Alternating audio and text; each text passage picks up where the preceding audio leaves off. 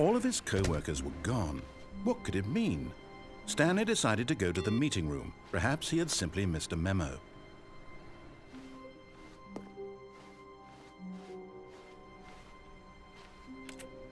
The confusion and the chaos all seemed to melt away as Stanley embraced the bucket.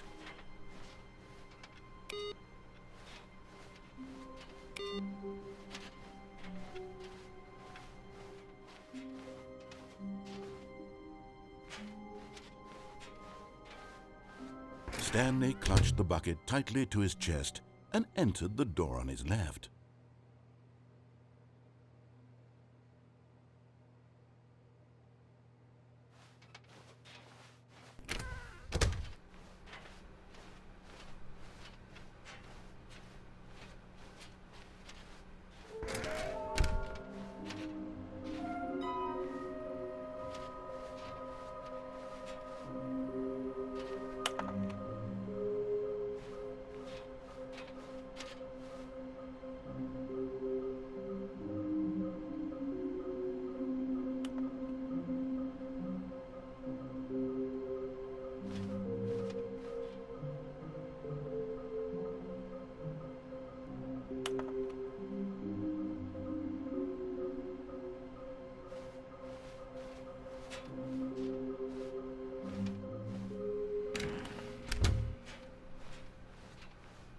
Coming to a staircase, Stanley and the bucket walked upstairs to the boss's office.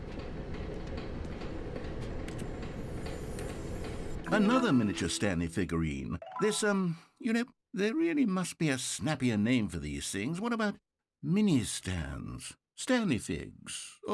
What about Stanlerines? Yes, I think I like that. Another Stanlerine under your belt.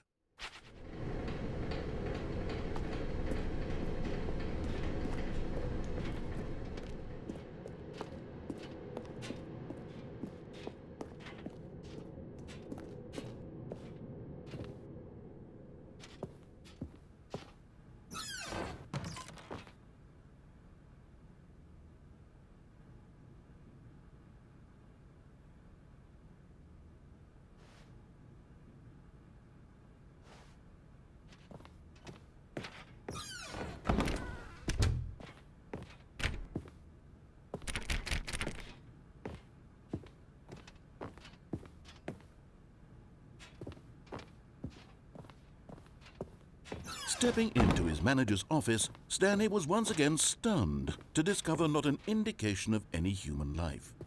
Crushed by the weight of this revelation, Stanley may have broken down into an emotional dumpster fire, if not for the soothing presence. But Stanley guessed the correct code by sheer luck.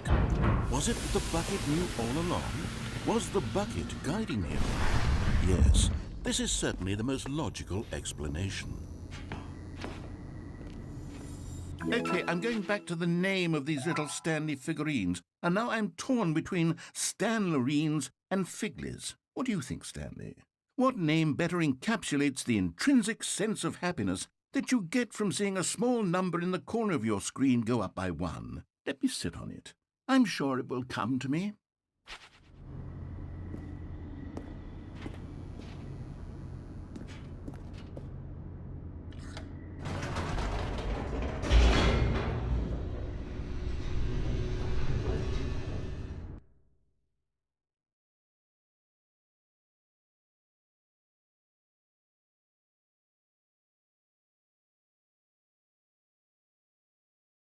The elevator raced downward, plummeting towards an unknown fate.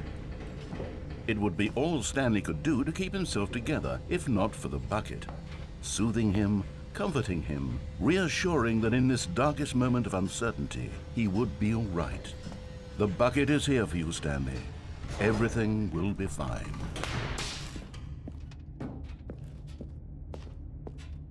Stanley and the bucket walked straight ahead through the large door that read, Mind Control Facility.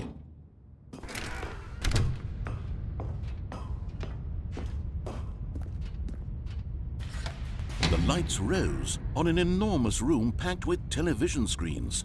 What horrible secret did this place hold? Stanley and the bucket both wondered to themselves.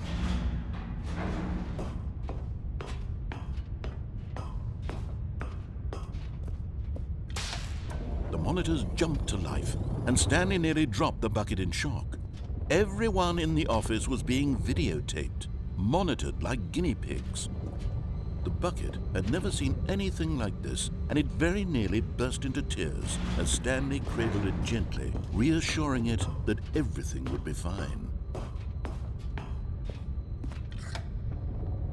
Was the bucket under the mind control facility's influence as well?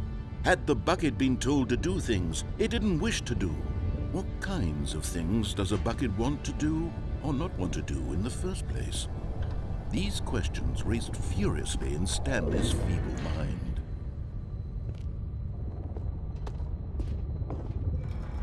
No! He screamed into the bucket. He couldn't accept it. His own life in someone else's control, never! He squeezed the bucket tighter, his one friend in the entire world. At this point, he could trust no one except for the bucket.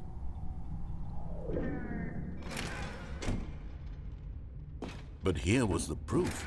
The heart of the operation. Controls labeled with emotions, happy or sad or content. Walking, eating, working, all of it monitored and commanded from this very place. And as the cold reality of his past began to sink in, Stanley decided that this machinery would never again exert its terrible power over another human life. For he and the bucket would dismantle the controls for good. Two best friends, Stanley and the bucket, up against the world. They high-fived in a really cool way, and the bucket made a sassy comment about taking down the system.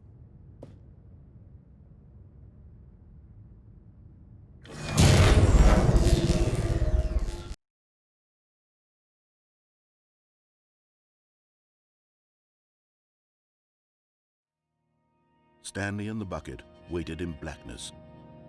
Was it over? Yes, they had done it.